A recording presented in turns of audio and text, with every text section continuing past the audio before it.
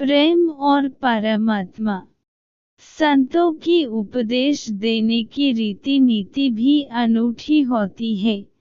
कई संत अपने पास आने वाले से ही प्रश्न करते हैं और उसकी जिज्ञासा को जगाते हैं और सही सही मार्गदर्शन कर देते हैं।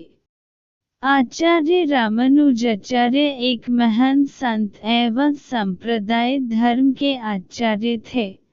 दूर दूर से लोग उनके दर्शन एवं मार्गदर्शन के लिए आते थे। सहज तथा सरल रीति से वे उपदेश देते थे। एक दिन एक युवक उनके पास आया और पैर में वंदन करके बोला, मुझे आपका शिष्य होना है, आप मुझे अपना शिष्य बन लीजिए। रामानुजाचार्य ने कहा, तुझे शिष्य क्यों बनना है? युवक ने कहा, मेरा शिष्य होने का हेतु तो परमात्मा से प्रेम करना है। संत रामानुजाचार्य ने तब कहा, इसका अर्थ है कि तुझे परमात्मा से प्रीति करनी है, परंतु मुझे एक बात बता दे कि क्या तुझे तेरे घर के किसी व्यक्ति से प्रेम है? युवक ने कहा, ना, किसी से भी मुझे प्रेम नहीं। तब फिर संतश्री ने पूछा, तुझे तेरे माता पिता या भाई बहन पर स्नेह आता है क्या? युवक ने नकारते हुए कहा, मुझे किसी पर भी तनिकमत भी स्नेह नहीं आता। पूरी दुनिया स्वार्थपरायण है, ये सब मिथ्या मायाजाल है, इसलिए तो मैं आपकी शरण में आया हूँ।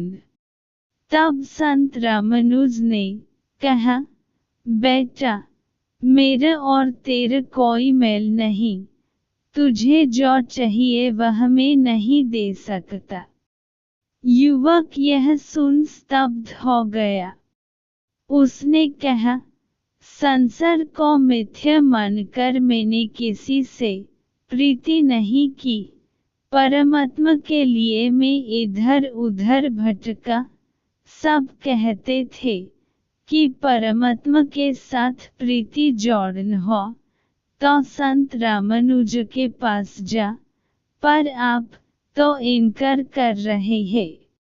संत रामानुज ने कहा, यदि तुझे तेरे परिवार से प्रेम होता, जिंदगी में तूने तेरे निकट के लोगों में से किसी से भी स्नेह किया होता, तो मैं उसे विशाल स्वरूप दे सकता था।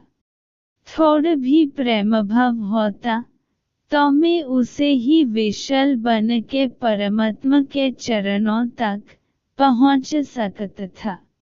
छोटे से बीज में से विशाल वटवृक्ष बनता है, परंतु बीज तो होना चाहिए जो पत्थर जैसा कठोर एवं शुष्क हो। उसमें से प्रेम का झरना कैसे बह सकता हूँ? यदि बीज ही नहीं तो वटवृक्ष कहन से बन सकता हूँ। तूने किसी से प्रेम किया ही नहीं, तो तेरे भीतर परमात्मा के प्रति प्रेम की गंगा कैसे बह सकता हूँ?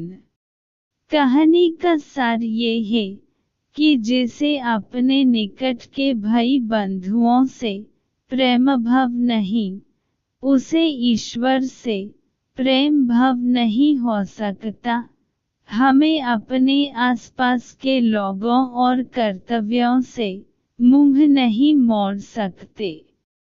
यदि हमें आध्यात्मिक कल्याण चाहिए तो अपने धर्म कर्तव्यों का भी उत्तम रीति से पालन करना होगा।